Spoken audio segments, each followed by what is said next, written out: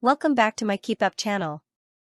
Trump and 18 co-defendants given until midday next Friday to turn themselves in after being charged with 2020 election interference in Georgia. Ex-president faces 13 charges, including RICO, and 71 years in jail.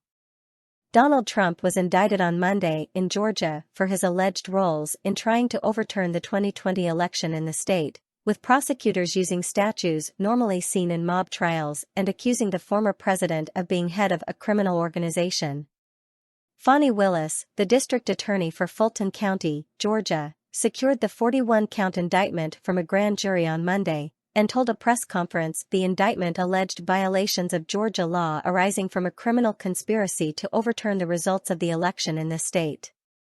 He was charged along with 18 others: Rudy Giuliani, John Eastman, Mark Meadows, Ken Cheeseborough, Jeffrey Clark, Jenna Ellis, Ray Smith III, Robert Cheeley, Michael Roman, David Schaefer, Sean Still, Stephen Lee, Harrison Floyd, Trevian Kutti, Sidney Powell, Kathleen Latham, Scott Hall, and Misty Hampton. Willis said she wants to try them all at the same time.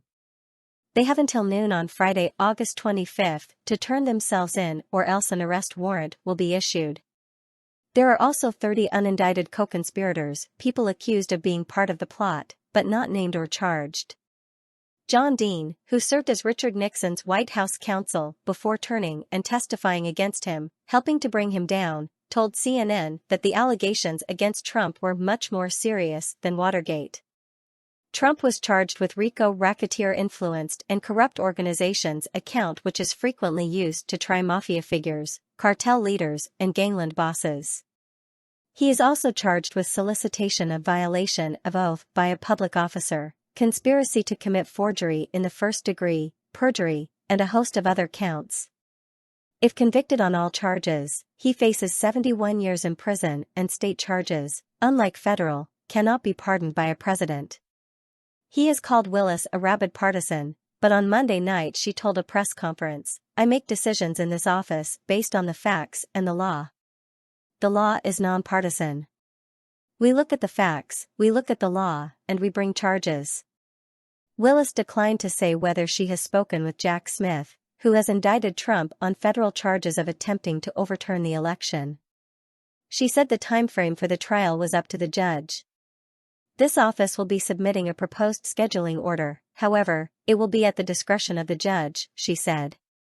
Asked if she wanted her case to be tried before or after Smith's, she replied, "I don't have any desire to be first or last." Trump's attorneys, Drew Findling, Jennifer Little, and Marissa Goldberg, described the indictment as shocking and absurd. They pointed out that the indictment was briefly published online hours before it was officially filed, and said it then forced Willis to rush through the charges. In light of this major fumble, the Fulton County District Attorney's Office clearly decided to force through and rush this 98-page indictment, they said. This one-sided grand jury presentation relied on witnesses who harbor their own personal and political interests, some of whom ran campaigns touting their efforts against the accused and/or profited from book deals and employment opportunities as a result. We look forward to a detailed review of this indictment, which is undoubtedly just as flawed and unconstitutional as this entire process has been. All 19 were charged with violation of the RICO Act, usually used to charge a group of people and a ringleader. The law was originally intended to charge mafias and gangs and is a federal law, but Georgia has additional racketeering statutes that can and have been used against figures outside of mob bosses or typical criminal enterprises. Willis has said she likes the RICO statute because it allows prosecutors to paint a more complete picture of the alleged illegal activity. Defendant Donald John Trump lost the United States presidential election held on November 3, 2020. The 97-page indictment begins. One of the states he lost was Georgia. Trump and the other defendants charged in this indictment refused to accept that Trump lost, and they knowingly and willfully joined a conspiracy to unlawfully change the outcome of the election in favor of Trump. That conspiracy contained a common plan and purpose to commit 2 or more acts of racketeering activity in Fulton County, Georgia, elsewhere in the state of Georgia, and in other states. The indictment spells out, in a series of acts, the actions of the accused. The group are accused of lying to state officials, leaning on Justice Department figures to try and get their support, creating false election documents, and harassing election workers. They are accused of trying to enlist Mike Pence, the vice president, in their scheme. Members of the enterprise, including several of the defendants, corruptly solicited the Vice President of the United States to violate the United States Constitution and federal law by unlawfully rejecting Electoral College votes cast in Fulton County, Georgia, by the duly elected and qualified presidential electors from Georgia, the indictment states. Willis's document details phone records showing that the 19 were in frequent contact in the run-up to January 6, the day of the Capitol riot. Trump rang Pence on January 5, according to the indictment, and told him, "You gotta be tough tomorrow." The prosecutors add, this was an overt act in furtherance of the conspiracy. The indictment charges Trump with making false statements and writings for a series of claims he made to Georgia Secretary of State Brad Raffensperger and other state election officials on January 2, 2021. Including that up to 300,000 ballots were dropped mysteriously into the rolls in the 2020 election, that more than 4,500 people voted who weren't on registration lists, and that a Fulton County election worker, Ruby Freeman, was a professional vote scammer. The indictment also mentions the now infamous December 18, 2020, session in the Oval Office, where Trump allies including Sidney Powell and Michael Flynn, the former National Security Advisor, proposed ordering the military to seize voting machines and appoint a special prosecutor to investigate allegations of voter fraud in Georgia and other crucial states Trump had lost. Prosecutors say the meeting at the White House, which included Giuliani, was part of an effort to influence the outcome of the election. Days later, prosecutors say Meadows traveled to Cobb County and attempted to observe a signature match audit being performed despite the fact that the process was not open to the public. Several state officials prevented the then chief of staff from entering the prohibited area. Trump's campaign wasted no time in using the indictment to fundraise. Patriot, justice, and the rule of law are officially dead in America, the campaign wrote in an email to supporters. A left-wing prosecutor, with such extreme anti-Trump bias that even CNN questioned her legitimacy, has indicted me despite having committed no crime. This marks the fourth ACT of election interference on behalf of the Democrats in an attempt to keep the White House under Crooked Joe's control and jail his single greatest opponent of the 2024 election. Let me remind you that just days before I announced my 2024 presidential campaign, Crooked Joe declared on national TV that serious efforts would be taken to stop me from being able to take power again. And Republican allies once again quickly rallied to Trump's defense. Americans see through this desperate sham, tweeted House Speaker Kevin McCarthy.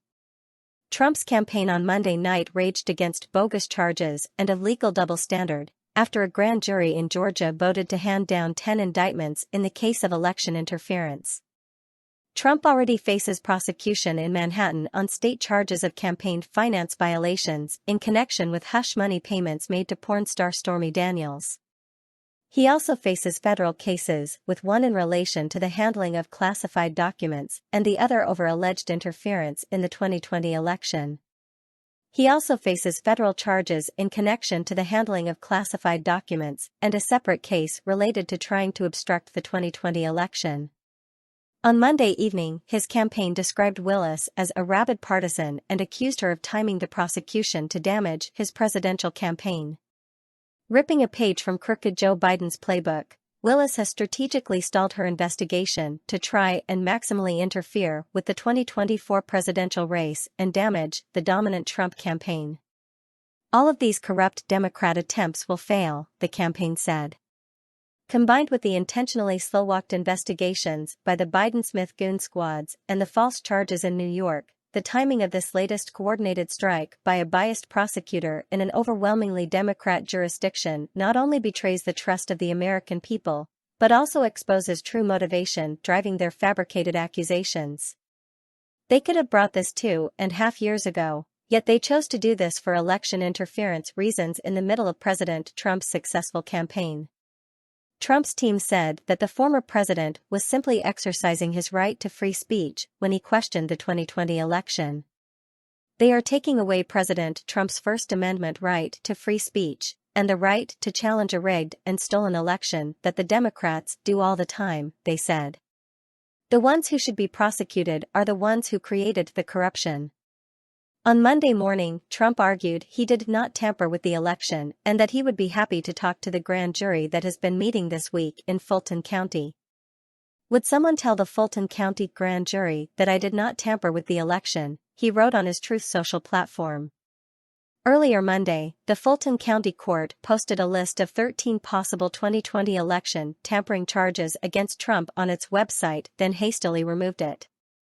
Trump's attorneys put out a statement on Monday afternoon criticizing the Atlanta DA's office, saying they have no respect for the integrity of the grand jury process. This was not a simple administrative mistake. A proposed indictment should only be in the hands of the district attorney's office, yet it somehow made its way to the clerk's office and was assigned a case number and a judge before the grand jury even deliberated, his team said. This is emblematic of the pervasive and glaring constitutional violations which have plagued this case from its very inception. The former president was indicted earlier this month over his attempts to cling to power after losing the 2020 election while stoking the anger of the mob on January 6, 2021. He is already facing federal charges in Florida relating to his handling of sensitive government documents after leaving office, and for allegedly falsifying business documents after making a hush money payment to porn star Stormy Daniels. Willis had teased the indictment for weeks, saying that she would make a decision by September 1. In late July, she told an NBC affiliate, "The work is accomplished. We've been working for 2.5 years. We're ready to go." Willis launched the criminal investigation in February 2021, just weeks after the January 6 Capitol attack, pointing to the problematic January 2 call Trump had with Georgia's Secretary of State Brad Raffensperger. Audio of the call had been leaked to the Washington Post. On the phone, the then-president can be heard asking the top election official to find the number of votes he would have needed to beat Biden in the Peach State. "All I want to do is this. I just want to find 11,780 votes, which is one more than we have," Trump is heard saying. "Because we won the state." Raffensperger, a Republican, declined. Trump had lost the state. The last time Georgia had voted statewide for a Democratic presidential candidate was in 1992, for then Arkansas Governor Bill Clinton, but there had been signs, including an influx of people moving to the Atlanta area, that the state was moving leftward. Willis, a Democrat who had been elected the previous November, said the criminal investigation would look into attempts to influence the 2020 general election in Georgia and asked the state's top election officials, all Republicans, to start preserving documents. Trump has since described the call as perfect, the same adjective he used to describe the call he had with Ukrainian President Zelensky, which led to his first of 2 impeachments. Trump had also called other top election officials in Georgia, including the state's Republican Governor Brian Kemp, then House Speaker David Ralston, Attorney General Chris Carr, and the top investigator in the Georgia Secretary of State's office, Francis Watson. In March 2011, The Wall Street Journal reported on the call between Trump and Watson, who had been charged with conducting an audit of about 15,000 ballot signatures. The Journal said that Trump told Watson that something bad happened in Georgia and falsely claimed to have won the state. "When the right answer comes out, you'll be praised," the then-president told her. This March, special grand jury members heard a call between Trump and Ralston, who has since died. In December 2020, Ralston told local media that Trump had called him the day before and asked him to convene a special session of the state legislature to overturn the election results in Georgia. The Atlanta Journal-Constitution had interviewed 5 members of the special grand jury, with one member saying that Ralston basically cut the president off without making any specific promises, telling Trump, "I will do everything in my power that I think is appropriate." He just basically took the wind out of the sails, the juror told the paper, recounting that Trump then thanked Ralston, which, at that point, was all the presidents could say. Ralston and state legislative leaders didn't call a special session. He testified before the special grand jury in July 22, dying 4 months later. Senator Lindsey Graham, a top Republican ally of Trump's on Capitol Hill, also dialed Raffensperger after the 2020 election. Raffensperger said on CBS Mornings in mid-November 2020 after the election that Graham had called him and suggested he toss out absentee ballots from counties with high rates of non-matching signatures, thus disqualifying them. In the 2020 election, held amid the COVID-19 pandemic, Democrats disproportionately used mail-in ballots due to the party supporting that voting method, while Trump and other Republican politicians scrutinized it. Graham denied making the assertion he wanted Raffensperger to toss out legally cast ballots, calling it ridiculous. He said he called the official to learn about the signature verification process. While at first resisting, Graham finally appeared before a Fulton County grand jury in November 2022. Willis's investigation is also looking into the fake elector scheme. On December 14, 2020, while 16 Georgia Democratic electors were meeting in the Senate chamber of the Georgia state capitol to certify Biden's win, 16 Republicans were doing the same, falsely claiming that Trump was the state's election winner, pretending to the state's electoral college members and sending documentation to the National Archives and the U.S. Senate.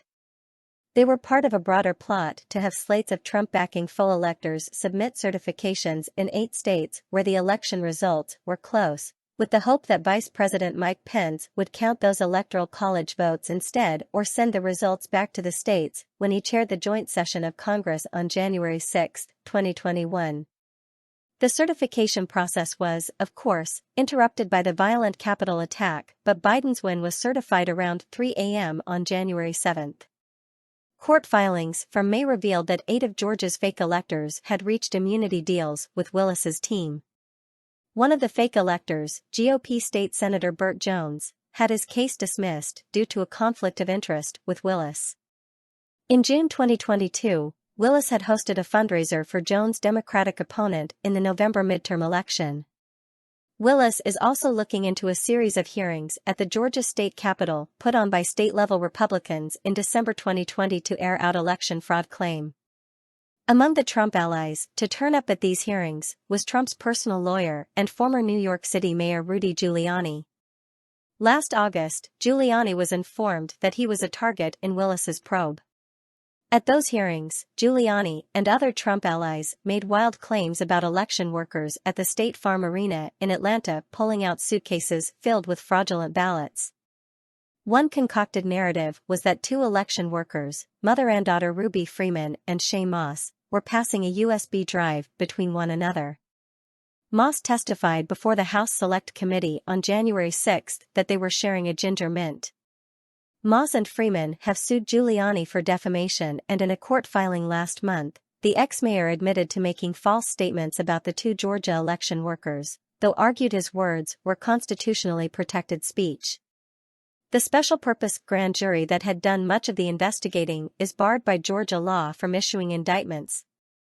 A regular grand jury was seated in July. Source: dailymail.co.uk. Please like, share, and subscribe. Thank you for watching.